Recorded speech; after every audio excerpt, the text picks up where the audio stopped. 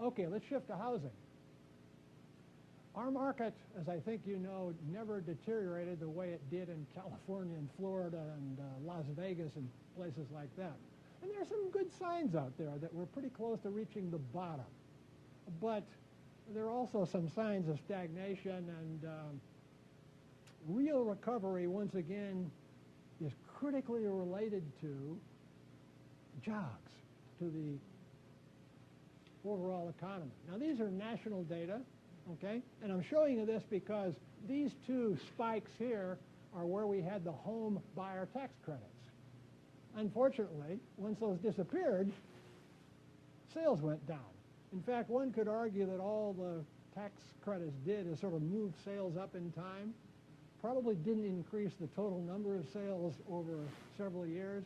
But you can see that relative to where we were, let's say in 2005, existing home sales are down substantially. We're recovering, but not at a very rapid rate. You probably know the Case-Shiller Index.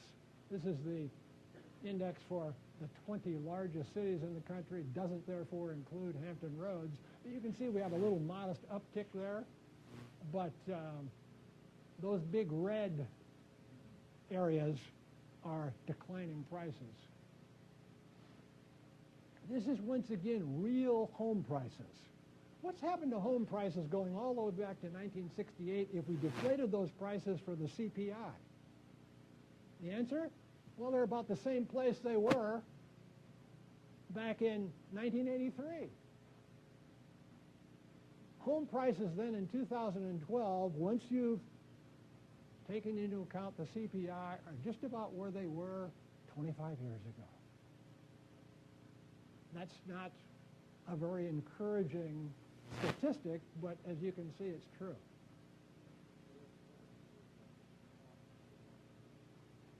This is the sales price. Yeah, I've got a slide. We'll come to that bit. This is the sales price. Okay. Here's the cumulative decline. Again, we can have a little bit of that Schadenfreude. Prices haven't gone down here as much as they have elsewhere.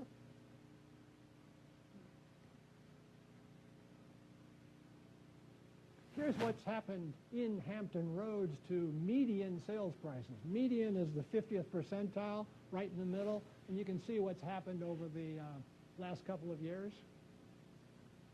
Okay.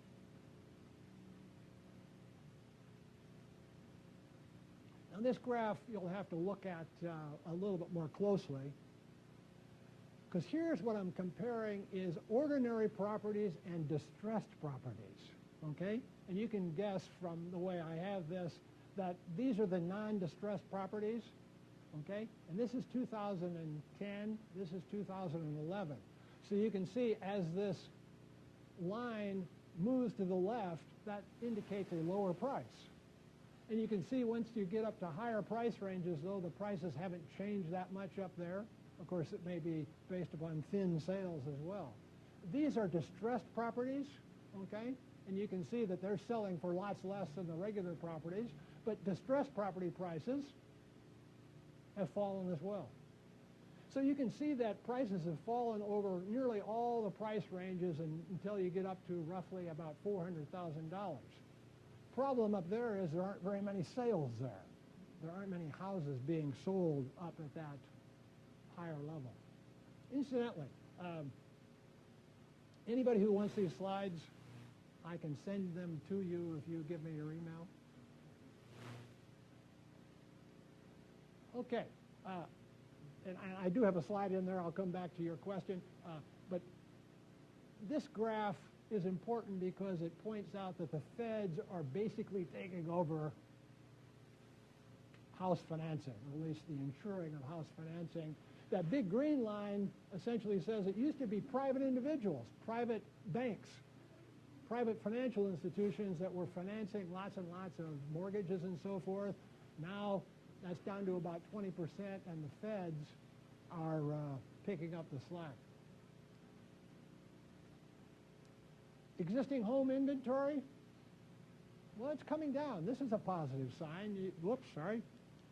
If you look at this right here, you can see that we don't have as much inventory out there now as we used to.